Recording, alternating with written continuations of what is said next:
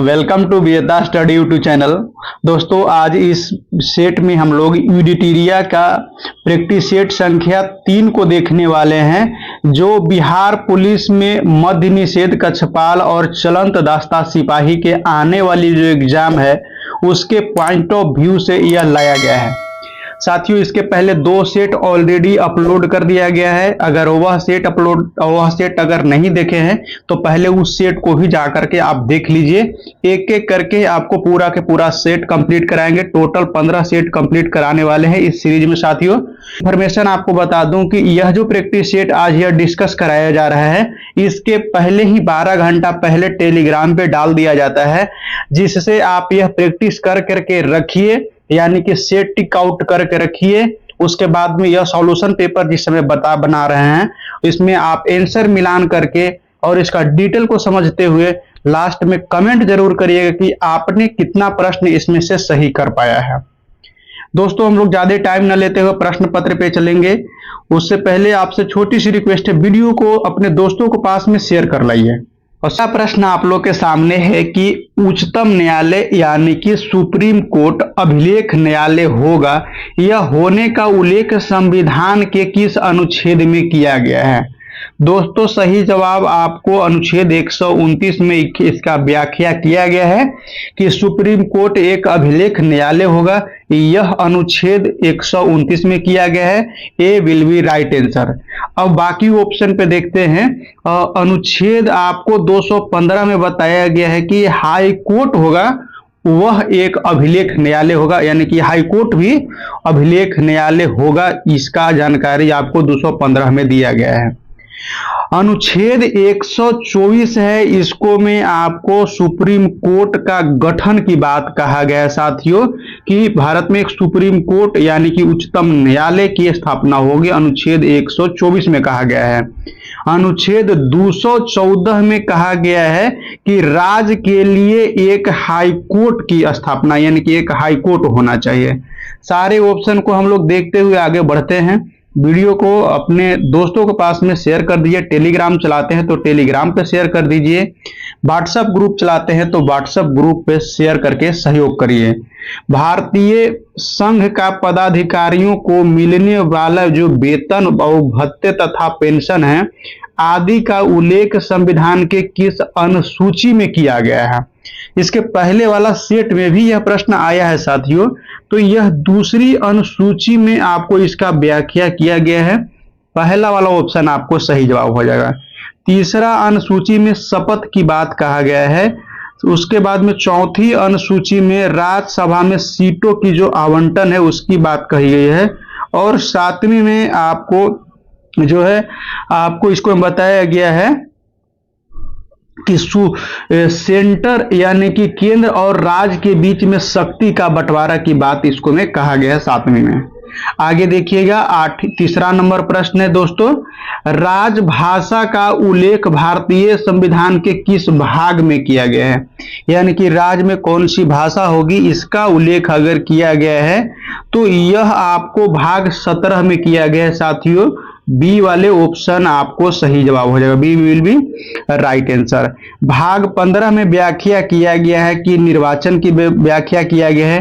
भाग 18 में आपको जो है आपात उपबंध जो दिया गया है, राष्ट्रपति के पास में आपातकालीन स्थिति में आपात लगाने की जो शक्ति है, यह भाग 18 में दिया गया है। अनुच्छेद आपको याद रखिएगा कि 52, 56 और 60 रहता है। भाग 20 में संविधान में संशोधन करने की प्रक्रिया के बारे में बताया गया है। साथियों, इन सारी ऑप्शन को आपको याद करते चलना है, क्योंकि प्रत्येक ऑप्शन जो है साथियों आपको याद रहेगा तो आपको मिलान वाली जब क्वेश्चन आएगी तो उसको में सबसे कारगर रहेगा। चौथा प्रश्न है, किस संविधान संशोधन द्वारा सहकारी समितियां शब्द को भारतीय संविधान में जोड़ा गया है? देखिए, सहकारी समितियां है जो बाबू यह संविधान में जोड़ा गया है, तो यह 97वां संविधान संशोधन 2011 के तहत जोड़ा गया है। डी वाले आपको आंसर सही जवाब हो जाएगा। एक करके समझिए, जैसे में आपको 42वां संविधान संशोधन 1976 में हुआ था, इसे आपको मिनी कॉन्स्टिट्यूशन कहा जाता है। दूसरा शब्द में याद रखिएगा कि जैसे दूसरा चीज में आपको याद रखना है कि समाजवादी शब्द, धर्मनिरपेक्ष, अखंडता, ये जो है, और 10 प्रकार के जो मौलिक कर्तव्य है यह 42वें संविधान संशोधन में ऐड किया गया है। 73वां संविधान संशोधन 1993 में हुआ था। इसको में पंचायती राज का संवैधानिक दर्जा देने की जो बात कही गई थी, इसके पहले वाला सेट में इस चीज को बताए हैं साथियों, पूरा डिटेल्स है। और अंत में जो पंचायती राज है उसका आपको दर्जा मिल चुका 24 अप्रैल को, और वही 24 अप्रैल को आपको पंचायती राज दिवस मनाया जाता है। तो कई सारे प्रश्न को हम लोग को फोकस करते चलना है। केवल हाँ इतना जरूर कहेंगे, समय थोड़ा लंबा लगेगा, समय तो आपको इसको देख करके हिचकिचाना नहीं है। जरूरत आपकी है कि ज्यादा से ज्यादा प्रश्न को कवर कर पाना और ज्यादा से ज्यादा प्रश्न को याद कर पाना और पूरा डिटेल से याद कर पाना, क्योंकि अभी का जो एग्जाम में प्रश्न पूछा जा रहा है, जब तक ले डिटेल से नहीं पढ़े रहेंगे आप फाइट नहीं कर पा सकते। इस प्रकार के भी एग्जाम में प्रश्न पूछा जाता है। 5वां प्रश्न है, भारत के राष्ट्रपति पर जो महाभियोग कैसी प्रक्रिया है? प्रक्रिया में देखा जाए साथियों तो यह अर्ध न्यायिक प्रक्रिया है। डी वाले ऑप्शन आपको सही जवाब हो जाएगा। इसका प्रावधान आपको अनुच्छेद 61 में किया गया है। राष्ट्रपति में महाभियोग की प्रक्रिया अनुच्छेद 61 के तहत लगाई जाती है। उसके बाद में देखिएगा, इसको जो है आपको किसी भी सदन में महाभियोग की प्रक्रिया चलाई जा सकती है और इसमें कम से कम 2/3 बहुमत से यह जो है आनी चाहिए यह प्रक्रिया के साथियों। आगे देखिएगा, नेक्स्ट प्रश्न है 6 नंबर, माने कि 6ठा नंबर में है कि किस देश ने जो है बड़े पैमाने पर सुरक्षा अभियान शुरू किया है जिससे ऑपरेशन डेविल हंट कहा गया है? तो उसे डेविल हंट ऑपरेशन है, यह शुरू करने वाला आपको बांग्लादेश है। सी वाला ऑप्शन आपको सही जवाब हो जाएगा।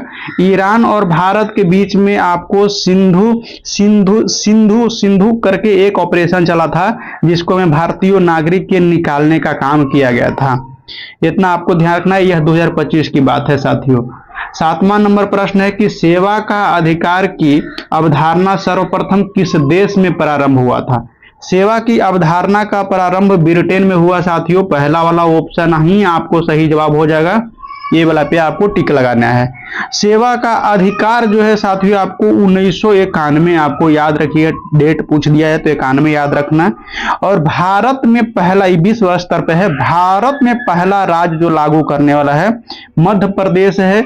एमपी में सेवा का जो है लोक सेवा गारंटी अधिनियम लाया था 2010 में। 2010 में मध्य प्रदेश के द्वारा लाया गया था। तो भारत के राज्य भर में पूछा जाए तो मध्य प्रदेश के आपको याद रखना है। नेक्स्ट प्रश्न आपको 8वां नंबर है।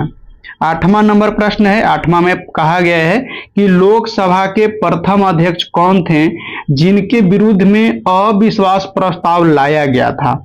साथियों लाया गया था तो यह जीवी मावलंकर थे, गणेश वासुदेव मावलंकर। सी will be right answer.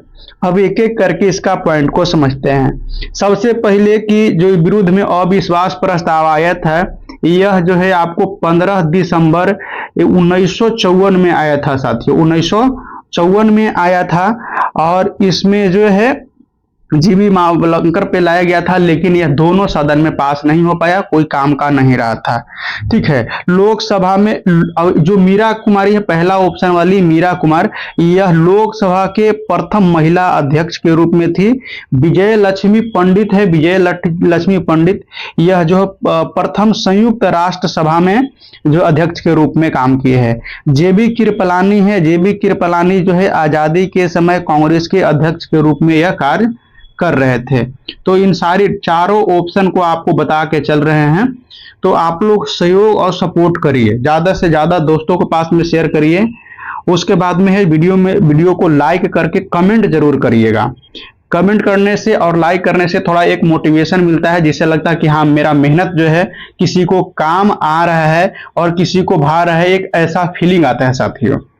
9वां number है कि निम्नलिखित में से किस समिति या आयोग ने न्याय पंचायत की गठन का सिफारिश किया था? यानी कि पंचायत में जो न्यायालय होता है उसका गठन अगर करने वाला तो यह अशोक मेहता समिति के द्वारा यह सिफारिश किया गया था और यह सिफारिश जो 1977 में किया गया था साथियों, 1977 में किया गया था। इसको में आपको देखिएगा सरपंच एक प्रकार के न्याय के रूप में दिलाने का काम करता है और वही न्याय पंचायत की अवधारणा की बात कही गई। उसके बाद में बलवंत, पहला ऑप्शन में बलवंत राय मेहता समिति है, यह आपको 1957 में ध्यान रखना है। तो 1957 में यह सिफारिश किए थे, त्रिस्तरीय पंचायती राज की बात कहा गया था। उसके बाद में सी ऑप्शन में देखिएगा कि एम सिंघवी समिति है, यह 86 में, डेट याद रखिए 1986 में इन्होंने जो है पंचायत की शक्ति प्रदान करने का सिफारिश किया था कि पंचायत में शक्ति प्रदान किया जाए।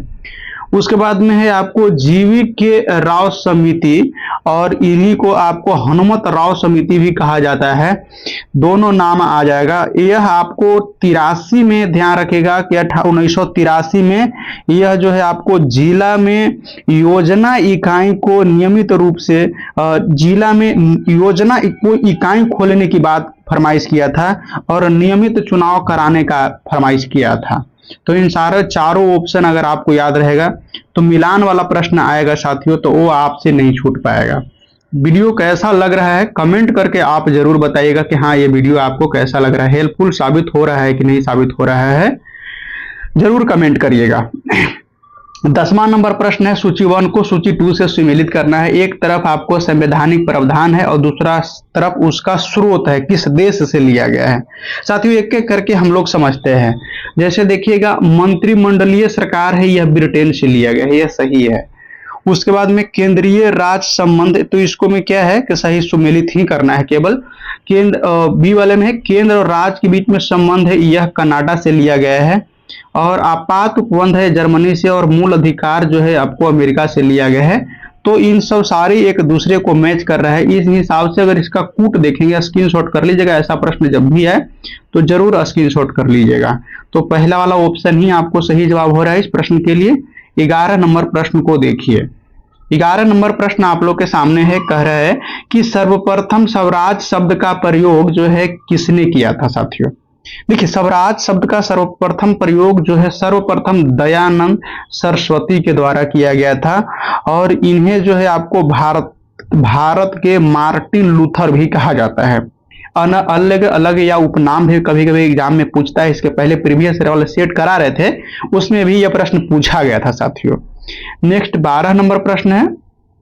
12 नंबर में कहा जा रहा है कि सिंधु घाटी सभ्यता के दौरान अगिन कुंड का साक्ष्य जो है किस स्थान से प्राप्त हुआ था। अगिन कुंड का साक्ष्य आपको जो है कालीबंगन से प्राप्त हुआ था साथियों। B will be right answer, B सही जवाब हो जाएगा। इसका खोज कालीबंगन का खोज जो करने वाले हैं, यह खोजकर्ता 1953 में है और घग्गर नदी के किनारे राजस्थान में हुआ है साथियों। उसके बाद में मोहनजोदाड़ो है, पहला ऑप्शन। राखल दास बनर्जी इसको 1922 में खोज किए थे। धौलावीरा सी ऑप्शन में है, इनके जेपी जोशी ने 1967-68 में जो है इसका खोज किया था। तो इन सारे पॉइंट भी आगे आपको आने वाले हैं। 13 नंबर प्रश्न है कि कंठो उपनिषद किस वेद के उपनिषद है साथियों, किस वेद के उपनिषद है।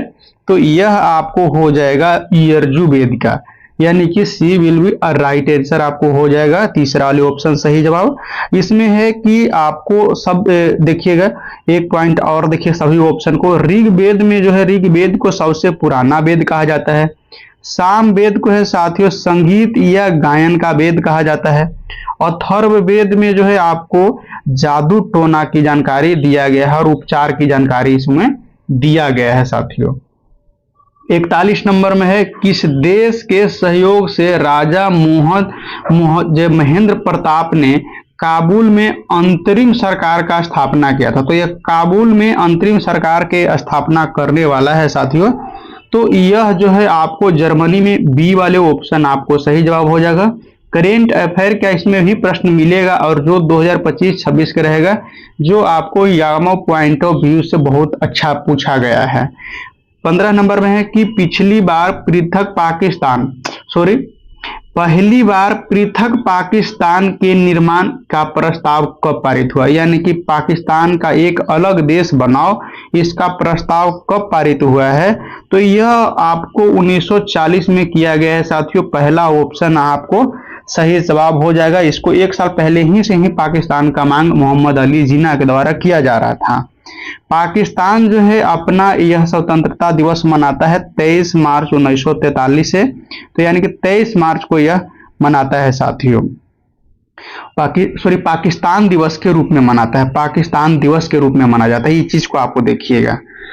उसके बाद में 16 नंबर प्रश्न है। 16 नंबर प्रश्न में दिया गया है कि निम्नलिखित में से किसे मराठों का जो मैकियावेली कहा गया है, मराठों का मैकियावेली आपको जो कहा गया है, नाना, इसको देखिएगा कि नाना आपको फडणवीस को कहा गया है। पहला वाला ऑप्शन ही आपको सही जवाब हो जाएगा। इनका मूल नाम जनार्दन चानू था साथियों, जनार्दन चानू इनका मूल नाम था। आगे वाला प्रश्न 17 नंबर है। 17 नंबर में है कि दास प्रथा का अंत किस गवर्नर जनरल के शासन काल के दौरान हुआ था। बहुत इंपॉर्टेंट प्रश्न है, वीवीआई प्रश्न है, इसको वीवीआई लगा लीजिए। यह जो है आपको लॉर्ड एलन बारो के द्वारा जो है बिल्कुल इसको खत्म कर दिया गया था दास प्रथा के द्वारा, दास प्रथा के साथियों। सती प्रथा का समाप्त जो है आपको विलियम बेटिंग के द्वारा किया गया था। यह लगभग में 1829 में इसको समाप्त कर दिया गया था सती प्रथा को।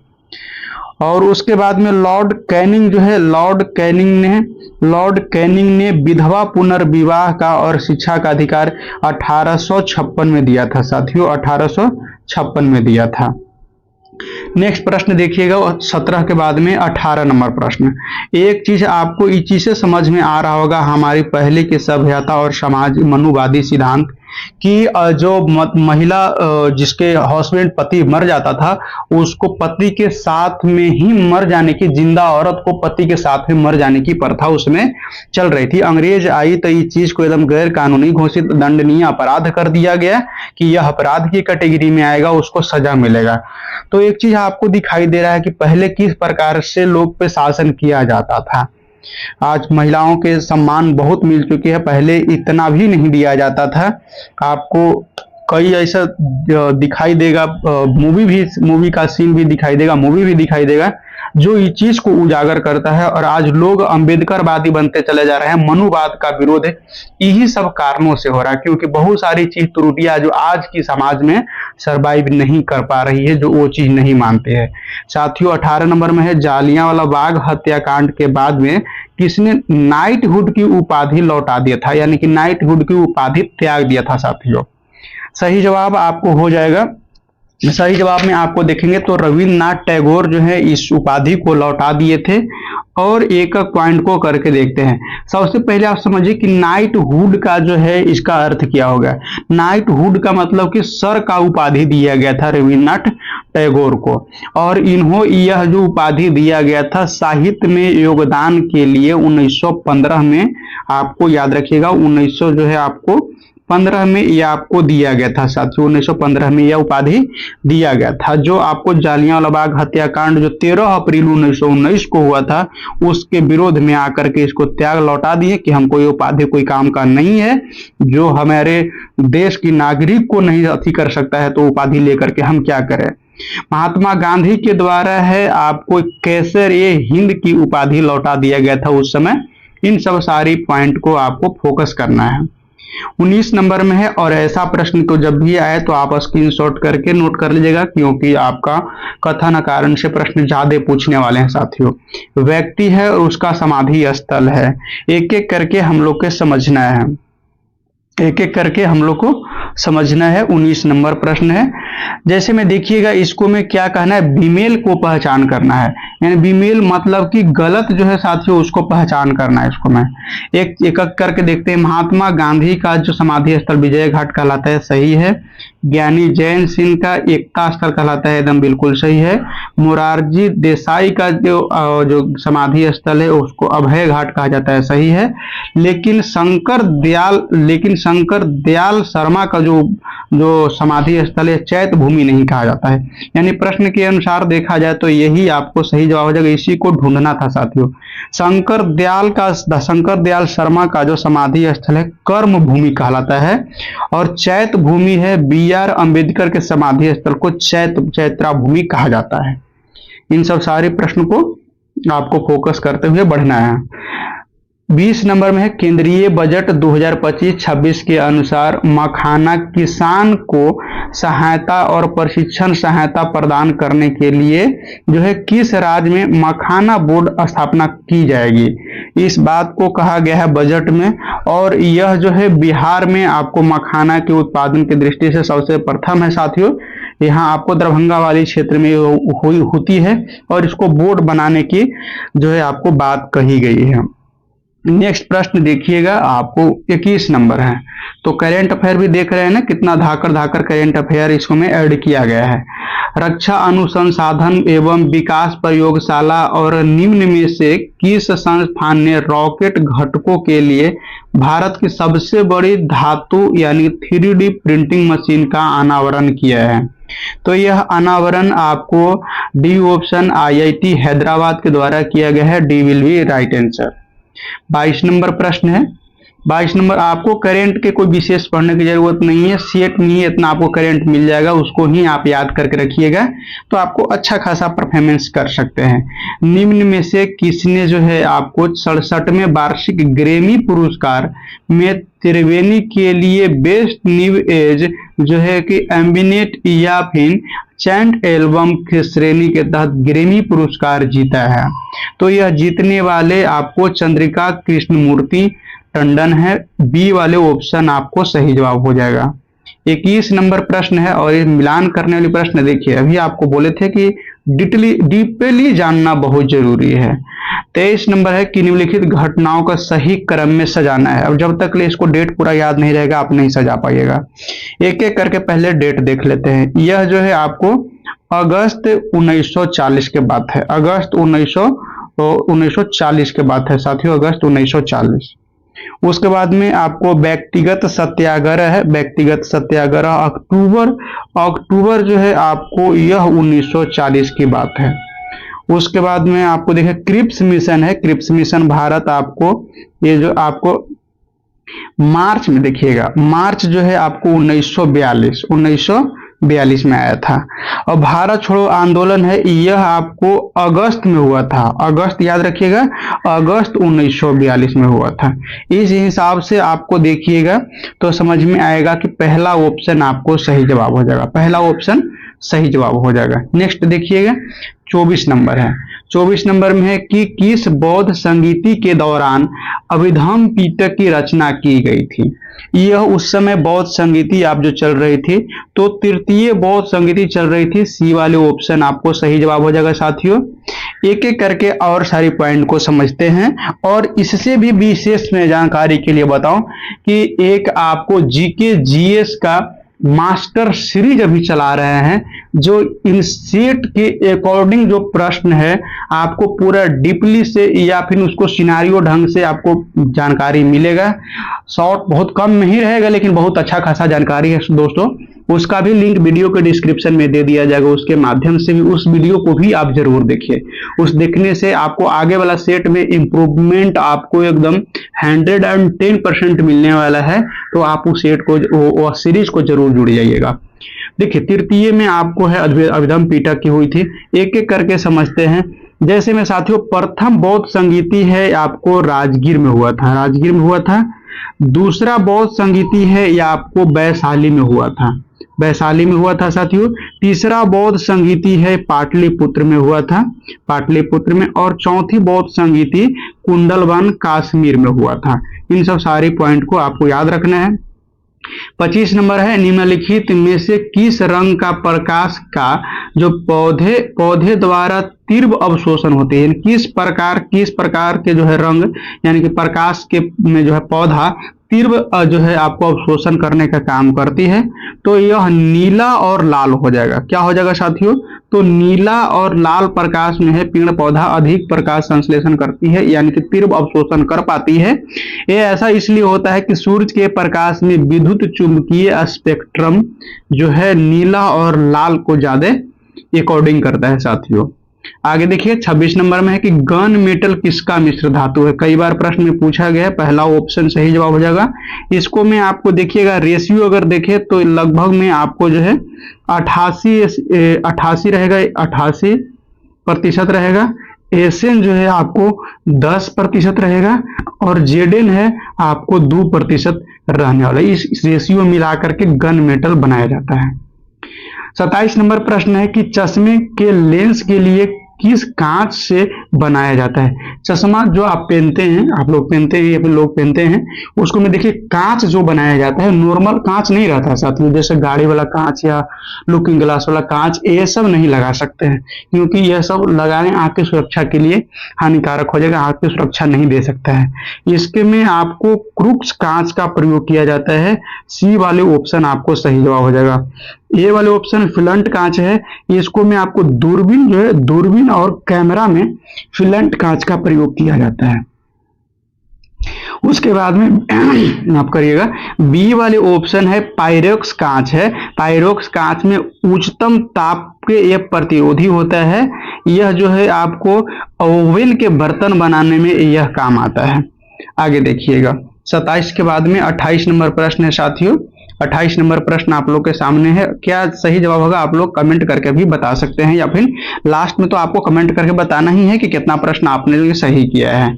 28 नंबर है निम्नलिखित में से कौन सा सही नहीं है, यानी कि इसको में गलत को छांटना है। क्या गलत कौन सा होगा साथियों? तो देखना है का करके हम लोग पढ़ते हैं और समझते हैं। जैसे तापमान को बढ़ने पर वायु में ध्वनि का वेग बढ़ जाता है, बिल्कुल सही है। देखिए वायु में ध्वनि का वेग जो है दाब पर निर्भर नहीं करता, दाब पर निर्भर नहीं करता साथियों, बिल्कुल सही है। ये कथन भी सही है। उसके बाद में देखिए कि आर्द्रता को बढ़ने पर वायु में ध्वनि का वेग कम जाएगा, इसके पे आपको ये गलत दिया गया है साथियों। प्रश्न के अनुसार यही सही जवाब हो जाएगा, इसी को ढूंढना था, बाकी और सब सही है। 29 नंबर में है कि प्रत्यावर्तित धारा को दृष्ट धारा में परिवर्तन करने के लिए प्रयुक्त किया जाता है। तो इसमें आपको चेंज करने के लिए रेक्टिफायर का प्रयोग किया जाता है।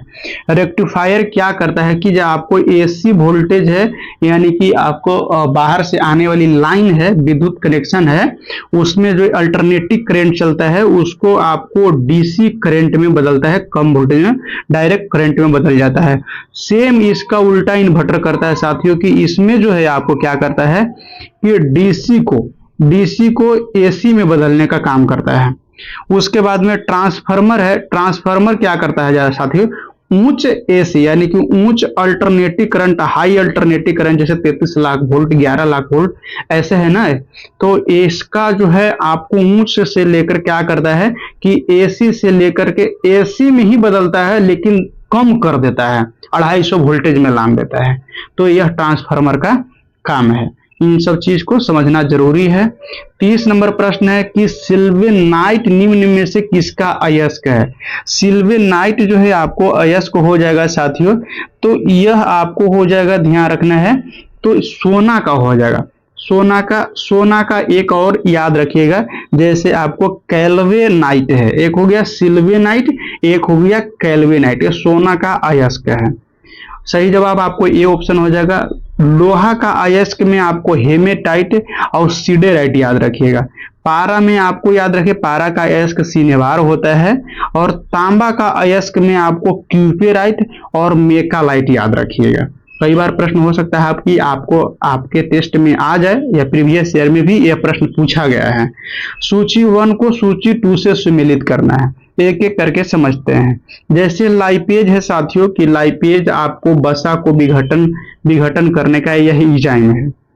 पेप्सिन है, ध्यान रखना है, पेप्सिन जो है, पेप्सिन आपको क्या करता है कि पेप्सिन आपको प्रोटीन का पाचन करने का काम करता है। उसके बाद में इमाइलेज है साथियों, इमाइलेज आपको कार्बोहाइड्रेट का पाचन करने का काम करता है। और इरेप्सिन है, इरेप्सिन आपको पॉलीपेप्टाइड्स को अमीनो अम्ल में बदलने का काम करता है। इस हिसाब से अगर देखते हैं, स्क्रीनशॉट कर लीजिएगा, वीवीआई प्रश्न है, पहला वाला ऑप्शन ही आपको सही जवाब हो जाएगा। एक बार आप वीडियो को पॉज करके मिला सकते हैं। 32 नंबर प्रश्न है कि किस प्रत्येक उत्प्रेरक के उपस्थिति में खाद्य वनस्पति तेल वसा में परिवर्तित होता है।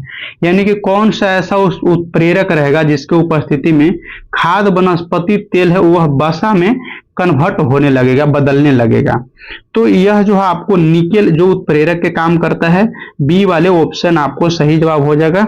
और यहाँ ध्यान रखना कि खाद्य वनस्पति को वसा में बदलने की जो प्रक्रिया है यह हाइड्रोजनीकरण प्रक्रिया कहा जाता है, इस प्रक्रिया के तहत बदलती है साथियों। 33 नंबर प्रश्न है, 33 नंबर है, निम्नलिखित में से किसमें जो है आपको हाइड्रोजन बंधन नहीं पाया जाता है। डी वाले ऑप्शन आपको सही जवाब हो जाएगा। उसके बाद में 34 नंबर है, 34 नंबर में लूनार कास्टिक के नाम से जाना जाता है। लूनार कास्टिक के नाम से आपको सिल्वर नाइट्रेट को जाना जाता है। सी विल बी राइट आंसर।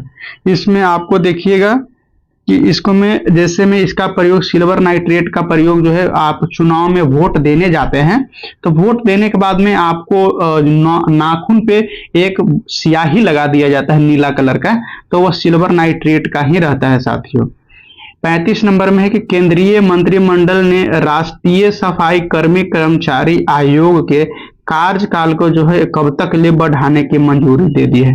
तो ये अपना आयोग के इसको बढ़ाने के लिए 31 मार्च 2028 तक यह मंजूरी दे दिया गया है साथियों।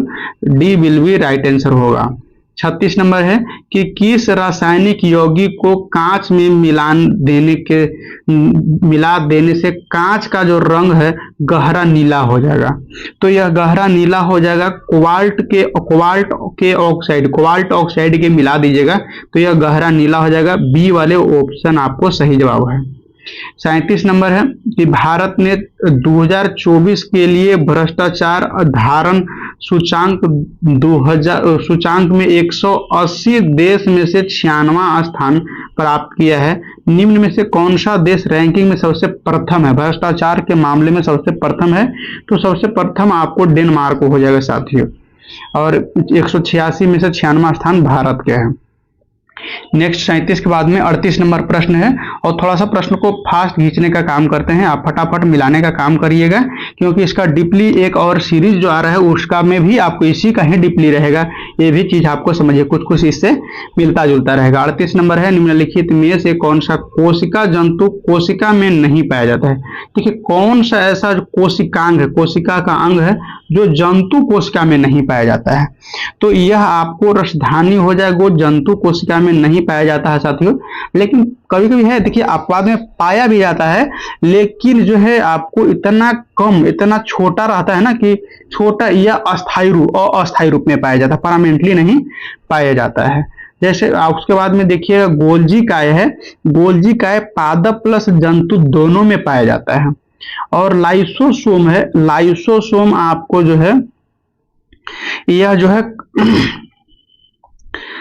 इसको में आपको कम पादप से जो है आपको सीधे रसधानी, इसका जो काम इसको मुख्य रूप से देखिएगा कि जो रसधानी का काम है, रसधानी का काम है वही काम आपको लाइसोसोम करता है साथियों। ये इतना आपको याद रखना, इतना छोटी सी काम। आगे देखिए 39 नंबर में है, 39 नंबर में कि कौन सा एंजाइम वसा को जो बसीय अम्ल तथा गिल्सरॉल में परिवर्तन करता है। कौन सा ऐसा एंजाइम होगा जो बसीय अम्ल को तोड़ करके और बसीय अम्ल में तथा गिल्सरॉल में तोड़ने का काम करता है। तो यह हो जाएगा, देखिए इसको में से आपको कोई भी नहीं हो जाएगा, इनको उपयुक्त में से कोई नहीं हो जाएगा। डी वाले ऑप्शन सही जवाब हो जाएगा इस प्रश्न के लिए। एक एक करके समझ लीजिए। जैसे इमाइलेज काम क्या है कि यह कार्बोहाइड्रेट के पचाने का काम करता है। उसके बाद में पेप्सिन है, पेप्सिन का कार्य क्या है कि यह जो आपको प्रोटीन को पचाने का काम करता है, पेट में, खास करके ध्यान रखिएगा, यह पेट में प्रोटीन को पचाने का काम करता है।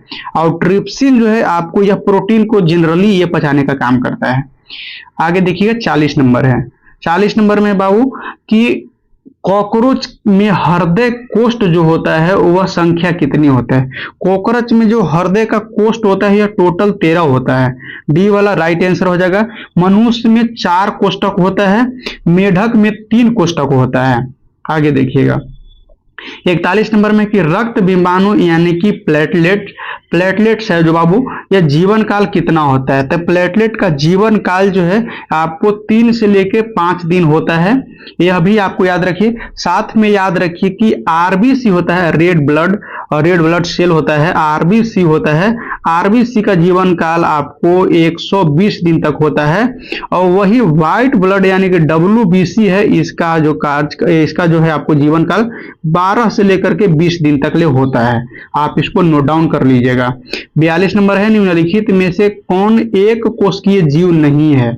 नहीं जहां प्रश्न रहेगा साथियों उसको पकड़ना है बढ़िया से, क्योंकि यही आपको रिजल्ट आने से पीछे छोड़ देगा आपको। देखिएगा इसको में आपको सही जवाब क्या हो जाएगा कि एक कोशिकीय जीव नहीं है, तो इसको में कवक जो हो जाएगा एक कोशिकीय जीव नहीं है। सही जानिएगा साथियों। अब ये अपवाद में एक आध गो है जो एक कोशिकीय नहीं है, जैसे कि इसको में अपवाद के रूप में ईस्ट जो आता है, ईस्ट अपवाद में आता है जो एक कोशिकीय जीव हो जाता है। आगे देखिए बाकी सब में देखिएगा कि सब में रहता है। और एक कोशिकीय जीव जो होते हैं वह क्या आते हैं? प्रोटिस्टा जगत के आते हैं। एक चीज आपको ध्यान रखना है। नेक्स्ट प्रश्न है 43 नंबर। 43 नंबर में पूछा गया, बहुत ही बढ़िया प्रश्न, वीवीआई प्रश्न है, एग्जाम में आने वाला प्रश्न है। निम्न में से किस रुधिर वर्ग में कोई भी एंटीबॉडी नहीं पाया जाता है? साथियों देखिए एंटीबॉडी और एंटीजन 2 प्रकार के ग्रेडियंट पाए जाते हैं, तो इसको मैं पूछ रहा है कि कौन से में एंटीबॉडी नहीं पाया जाता है। साथ ही एंटीबॉडी में अगर देखा जाए तो एबी जो है, एबी में आपको एंटीबॉडी नहीं पाया जाता है। याद रखना है छोटा सा एबी और ओही में डिफरेंस आपको पता चल जाएगा। सबसे पहले कि एबी में जो क्या है बाबू कि एबी में ए भी और बी भी एंटीजन पाया जाता है, लेकिन एंटीबॉडी नहीं पाया जाता है। ओ में इसका उल्टा हो जाएगा क्या कि इसको में आपको एंटीजन तो नहीं पाया जाएगा, लेकिन ए और बी दोनों एंटीबॉडी पाया जाता है। इसको में बॉडी क्या है? नहीं है, और इसको में बॉडी क्या है? यही आपको चीज पकड़ना है। उसके बाद में देखिए प्रत्येक में है कि ए में है, ए में एंटीबॉडी ए और एंटीबॉडी बी में भी एंटीबॉडी बी और एंटीजन ए बी दोनों मौजूद रहता है, ऐसे करके होता है। देखिए 44 नंबर में है कि पेलागरा रोग किस विटामिन के कमी के कारण होता है? यह आपको नियासिन के कारण होता है। विटामिन डी वाले ऑप्शन आपको सही जवाब हो जाएगा इसके प्रश्न के लिए साथियों। याद रखिएगा जैसे ए वाले ऑप्शन थायमीन है, थायमीन B1 को कहा जाता है, B1 को थायमीन कहा जाता है, जिसको कमी से बेरी रोग होता है। राइबोफ्लोविन है, राइबोफ्लोविन आपको B2 को कहा जाता है, B2 को, और इसको जो है आपको मुंह में छल्ला जो पड़ जाता है, फोड़ा पड़ जाता है, वह बीमारी के कमी कारण होता है। उसके बाद में विटामिन डी के जो है आपको कैल्सीफिरोल कहा जाता है। इतना सारी चीज कंप्लीट हुआ। 45 नंबर है, यदि पृथ्वी का वर्तमान घूर्णन गति बढ़ा दिया जाए तो विद्युत रेखा पर गुरुत्वीय त्वरण का मान क्या होगा? सही आंसर टिक करिएगा कि घट जाएगा। पहला वाला ऑप्शन आपको टिक कर लेना है कि घट जाएगा। उसके बाद में आपको देखना है 46 नंबर। 46 नंबर में है कि अमरवेल निम्नलिखित में से किसका उदाहरण है? साथियों अमरवेल आपको परजीवी है, क्या है? तो परजीवी है साथियों, ध्यान रखना है, यह दूसरे पर निर्भर रहता है। यह परपोषी और सब परपोषी की बात है तो यह परपोषी हो जाएगा। ठीक है, डी वाले ऑप्शन आपको सही जवाब हो जाएगा। नेक्स्ट देखिएगा 43 नंबर। 43 नंबर में है कि पादप में जल का परिवहन होता है। पादप में जल का परिवहन आपको जाइलम के द्वारा होता है। सी वाले को आपको टिक करना है, सही जवाब सी हो जाएगा। और देखिए जाइलम के बाद में एक फ्लोएम होता है। जाइलम क्या करता है? धरती से पानी, खनिज, सब चीज, लवण ले करके और सभी पेड़ के सभी भाग तक पहुंचाता है। और फ्लोएम क्या करता है कि फ्लोएम जो पत्ता पर भोजन बना है प्रकाश संश्लेषण के द्वारा, तो उस भोजन को पेड़ के सभी भाग तक बांटने का काम जो है, पहुंचाने का काम फ्लोएम करता है। 48 नंबर में है मेढक निम्नलिखित में से किसके द्वारा श्वसन करता है? यानी कि मेढक है, मेढक आपको किसके द्वारा सांस ले पाता है साथियों? तो ध्यान रखेंगे मेढक जो है आपको यह त्वचा के द्वारा भी सांस ले पाता है और गलफड़ा के द्वारा भी सांस लेता है। और तीसरा पॉइंट में आपको मुंह भी याद रखिएगा, मुंह के द्वारा भी यह सांस ले सकता है, यानी कि 3 चीज मुख्य रूप से इसको होता है। प्रश्न के अनुसार आपको डी वाला टिक कर लेना है, डी वाला आपको सही जवाब हो जाएगा। उसके बाद में देखिएगा 49 नंबर है। 49 में निम्नलिखित में से कौन एक सही सुमेलित नहीं है, यानी कि इसमें सही मिलान नहीं किया, सही नहीं दिया गया है। एक एक करके समझते हैं। जैसे में सबसे पहले आपको टिक लगाने लेना है कि मान दर्रा सिक्किम में नहीं है, यही आपको गलत दिया गया है, इसको सुधार करिए। जैसे माना दर्रा है, यह आपको उत्तराखंड में हो जाएगा। क्या हो जाएगा साथी? उत्तराखंड में हो जाएगा। और सिक्किम में याद रखिएगा, सिक्किम में नाथुला और जलप्पा दर्रा होता है, जलप्पा भी दिया गया है, ये भी सही है। बाकी आपको बरलाचा दर्रा हिमाचल प्रदेश, सिपकिला दर्रा हिमाचल प्रदेश, यह सही दिया गया, लेकिन डी वाले सही नहीं दिया गया था। 50 नंबर प्रश्न है कि नामचे बरवा हिमालय के किस श्रेणी में स्थित है? यह हिमाद्री या फिर आपको बृहद हिमालय में स्थित है। बी वाले ऑप्शन ही आपको सही जवाब हो जाएगा। नेक्स्ट प्रश्न है 51 नंबर। थोड़ा फटाफट चलने का प्रयास करते हैं, क्योंकि ज्यादा टाइम न लेकर के आप लोग के डीपली बताते हुए भी और आपको आगे ज्यादा से ज्यादा प्रश्न पर फोकस कराना है। 91 नंबर में पटना के समीप गंगा में किस दिशा से आकर के गंडक नदी मिलती है? तो यह उत्तर दिशा से हो जाएगा साथियों। ये सी वाले ऑप्शन आपको सही जवाब हो जाएगा, सी पे टिक लगाइएगा। और उसके बाद में याद रखिएगा उत्तर से आने वाली में घाघरा गंडक, बूढ़ी गंडक और बागमती और कोसी जो है, यह सब उत्तर से आकर गंगा में सहायक बनती है। दक्षिण से आने वाली सोन, पुनपुन और फल्गु नदी है, यह दक्षिण दिशा से आकर के गंगा में मिलती है। आगे देखिएगा 52 नंबर। 52 नंबर में है कि नदियों का जो है विसर्प वाहिकाएं जो गोखुर झील के रूप में कहा गया है पाई जाती है, तो यह स्थानीय स्तर पर क्या कहलाता है? यह स्थानीय स्तर पर मन उस कहा जाता है, भाषा, स्थानीय भाषा के रूप में। सी आपको सही जवाब हो जाएगा। 53 नंबर है बिहार में टाल क्षेत्र विस्तार कहां से कहां तक है? इंपॉर्टेंट है, आधा लोग आपको जान ही रहे होंगे कि पटना के भागलपुर से लेकर मोकामा तक ले जो है टाल क्षेत्र कहा जाता है। और ज्यादा प्रसिद्ध आपको देखेंगे तो मोकामा टाल क्षेत्र आपको ज्यादा सुनने के लिए मिलेगा साथियों। बी वाले ऑप्शन आपको सही जवाब हो जाएगा। उसके बाद में आपको 53 के बाद में देखिएगा 54 नंबर प्रश्न है। 54 नंबर प्रश्न में कहा जा रहा है कि चंदन का मैदान बिहार के किस भाग में स्थित है? तो यह आपको दक्षिण पूर्व बिहार में स्थित है, जो मोस्टली बांका और भागलपुर की एरिया कवर करता है साथियों। 55 नंबर प्रश्न है कि मरुधन किससे कहा जाता है? मरुधन जो है आपको किसे कहा जाता है? तो रेगिस्तान में जो आपको हरियाली व जल वाली क्षेत्र होता है उसको मरुधन कहा जाता है। 56 नंबर प्रश्न है कि हेलेंस्की किस यूरोपीय देश की राजधानी है? साथियों हेलेंस्की जो है हेलेंस्की आपको ध्यान रखना है कि यह फिनलैंड की राजधानी कहाँ की है? फिनलैंड की है। बी वाले ऑप्शन आपको सही जवाब हो जाएगा। डेनमार्क है, डेनमार्क का राजधानी कोपेनहेगन होता है और नॉर्वे का ओस्लो होता है। और स्कॉटहोम का आपको स्वीडन होता है, स्कॉटहोम का स्वीडन होता है, ये आपको याद रखना है। आगे देखिएगा 57 नंबर। निम्नांकित घास के मैदान में कौन सही सुमेलित है? यानी कि सही, बाकी सब गलत रहेगा, एक वो सही रहेगा साथियों। इस प्रश्न का अर्थ यह हुआ। देखिए इसको में देखिएगा लानोज है, लानोज वेनेजुएला में है, जो बिल्कुल सही है, बिल्कुल सही है, बाकी सब सही नहीं है।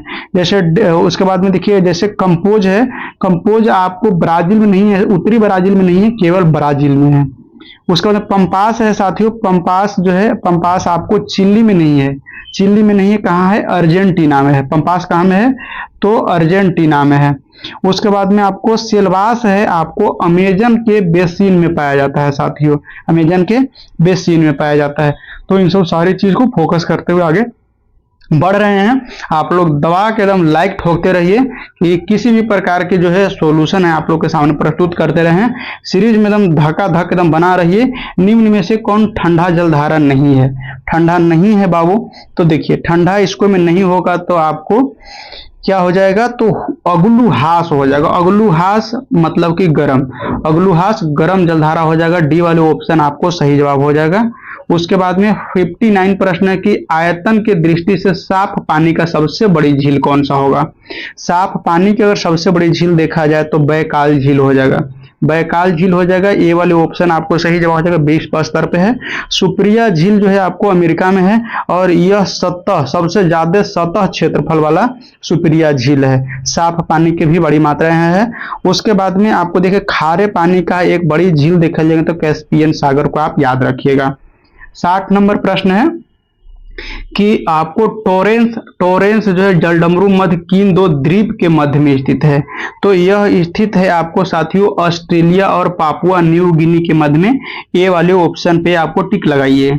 61 नंबर प्रश्न है कि वर्तमान में हीरे का सर्वाधिक उत्पादन किस देश में किया जाता है। सर्वाधिक उत्पादन अगर देखा जाए तो रूस है और भंडारण भी सबसे ज्यादा रूस है। नंबर 1 ए हो गया। नंबर 2 पे आपको बोत्सवाना चलाएगा। नंबर 3 पे नहीं कोई, नंबर 4 पे देखेंगे तो ये आपको दक्षिण अफ्रीका चलाएगा और नंबर 5 पर देखेंगे तो ऑस्ट्रेलिया चलाएगा। साथियों क्रम भी कभी कभी पूछ लेता है। 62 नंबर में है कि निम्नलिखित में से जो व्यापक मुद्रा जिसे सुलभ मुद्रा भी कहा जाता है, इसका मापक किसके द्वारा किया जाता है। तो इसको आपको मापन M3 विधि द्वारा किया जाता है। नेक्स्ट प्रश्न है 62 के बाद में 63 नंबर प्रश्न है। 63 नंबर प्रश्न में है कि निम्नलिखित में से खास मुद्रा किसमें शामिल किया गया है। खास मुद्रा में अगर देखें तो इसमें देखिए प्रतिज्ञा पत्र में भी, विनिमय पत्र में भी और चेक में भी, यानी कि डी सही जवाब हो जाएगा। उपरोक्त इनमें से सभी सही जवाब हो जाएगा। 64 नंबर प्रश्न के लिए साथियों, 64 नंबर प्रश्न के लिए आपको सही जवाब हो जाएगा। सॉरी 63 नंबर प्रश्न के लिए। 64 नंबर के देख लीजिएगा। 64 पूंजीगत व्यय के लिए राज्य के वित्तीय सहायता की जो योजना के तहत केंद्र सरकार द्वारा राज्यों को मिलने वाली ऋण क्या है। तो यह ऋण जो होता है साथियों लगभग में 50 वर्ष के लिए ब्याज मुक्त होता है। यह पूंजीगत रूप में मिलता है। ए वाले ऑप्शन पे आपको टिक लगा लेना है। और उसके बाद 65 नंबर है। 65 नंबर में है कि भारतीय रिजर्व बैंक यानी कि आरबीआई के बारे में कौन सा कथन सत्य नहीं दिया गया, यानी गलत चीज को इसको में ढूंढना है। इसको में कौन सा कथन है जो रॉन्ग दिया गया है, एक एक करके हम लोग समझते हैं। इसका गठन, आरबीआई का गठन अधिनियम 1934 के तहत जो है आपको 1935 में होगा। क्या है तो 1935 में होगा। अधिनियम एक साल बाद में उसका गठन होता है। पहला भी आपको सही है। दूसरा 1 जनवरी 1949 को राष्ट्रीय आरबीआई का राष्ट्रीयकरण किया गया था, यह भी बिल्कुल सही है। आरबीआई का स्थापना मुंबई में नहीं, ये आपको गलत दिया गया है। आरबीआई का स्थापना जिस समय हुई थी उस समय आपको मुंबई में नहीं हुई थी, कलकत्ता में 1935 में हुई थी। ध्यान रखना है। मुंबई में जाकर के इसका जो स्थापना मन की हेडक्वार्टर बना है तो यह 1957 में बना है साथियों। 1957 में आपको मुंबई में इसका हेडक्वार्टर बनाया गया है। उसके पहले आपको कलकत्ता में हेडक्वार्टर था जो 1935 में ही बना था। इसके प्रथम गवर्नर ओसबर्न स्मिथ थे। हाँ बिल्कुल, ये स्मिथ सही है, वो स्मिथ। उसके बाद में 5वां वाला भी सही है। 1 अप्रैल 1935 को गठित आरबीआई अधिकृत पूंजी 5 करोड़ रुपया थी, यह बिल्कुल सही है। तो इसको मैं केवल आपको 3 वाला सही हो जाएगा। 3 वाला प्रश्न ही आपको टिक लगाना है, यानी कि इसके अनुसार अगर देखें तो डी वाले ऑप्शन आपको लगा लीजिएगा। 66 नंबर है। 66 नंबर में है कि जीवन बीमा क्षेत्र में प्रवेश करने वाले देश के पहले वाणिज्यिक बैंक जो है आपको व्यावसायिक बैंक कौन शामिल हुआ है। तो यह एसबीआई हो जाना चाहिए आपको।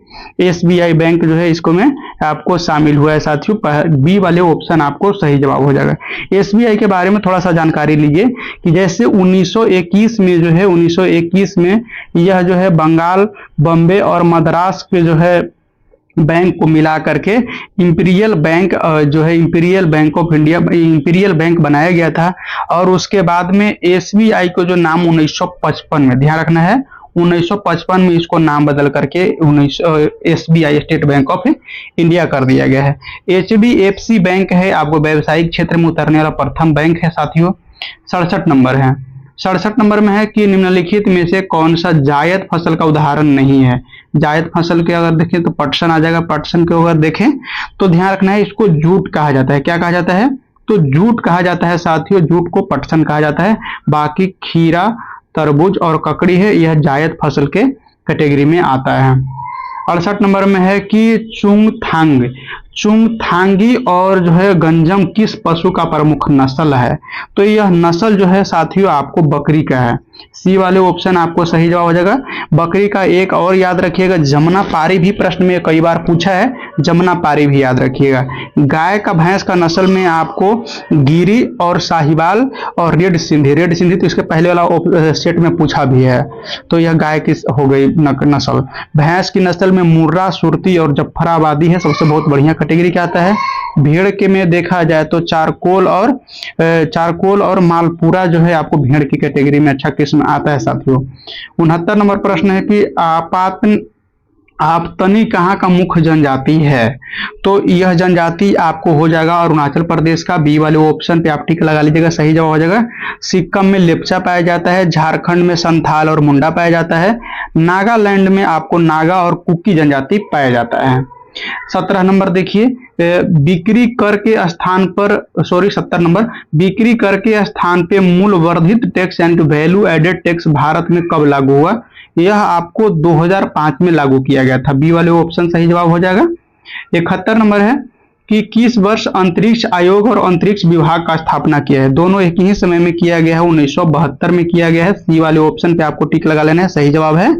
उसके बाद में 1962 में देखेंगे तो 1962 में आपको अंतरिक्ष कार्यक्रम का शुरुआत किया गया है और इसरो का स्थापना 1969 में हुआ है। 72 नंबर प्रश्न है कि विश्व ओजोन दिवस किस तिथि को मनाया जाता है? यह 16 सितंबर को मनाया जाता है। कई बार प्रश्न में आपको यह आया है साथियों, यह आपको बहुत इजी हो चुका है, कई बार यह प्रश्न में आया है। 73 नंबर प्रश्न आप लोग के सामने है साथियों। 73 नंबर प्रश्न, इसको में कहा गया है कि निम्नलिखित राष्ट्रीय उद्यान और उसका स्थान को जो सही मिलान करना है। राष्ट्रीय उद्यान है और उसका स्थान है। एक बार सभी को देखते हैं पॉइंट टू पॉइंट। जैसे में आपको गुरी घासी दास जो है आपको यह छत्तीसगढ़ में हो जाएगा। कहाँ हो जाएगा? छत्तीसगढ़ में हो जाएगा, 4 मैच करेगा। मुरली उद्यान जो है आपको मुरलेन उद्यान जो है आपको यह मिजोरम में हो जाएगा। उसके बाद में वाल्मीकि राष्ट्रीय उद्यान बिहार में आपको जान रहे होंगे। फिर उसके बाद में इसकी याद रखिएगा नोकरेक उद्यान जो है आपको मेघालय में हो जाएगा। इस हिसाब से देखेंगे तो बी वाले ऑप्शन आपको सही जवाब है। इसका स्क्रीनशॉट कर लीजिएगा, बी वाले ऑप्शन आपको सही जवाब है। 74 नंबर प्रश्न भी देखिए, इसी प्रकार के प्रश्न है कि निम्नलिखित में से कौन सा सुमेलित नहीं है? जहां नहीं है बाबू उसको पकड़ना है, यानी कि सही मिलान नहीं किया गया है। एक एक करके देखते हैं। नाइजीरिया की जो राजधानी है अबुजा है, सही है। बोत्सवाना है, बोत्सवाना का राजधानी आपको गैब्रोन है, सही है।